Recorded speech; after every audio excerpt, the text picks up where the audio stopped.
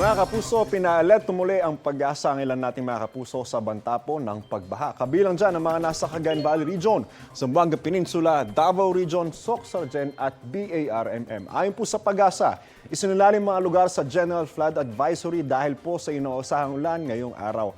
4 po na weather system magpapalon sa bansa, hangamihan, shearline, easterlies at ang Intertropical Convergence Zone o ITCZ. Para po mga kapuso, stay safe and stay updated. Ako po si Andrew Pertiera.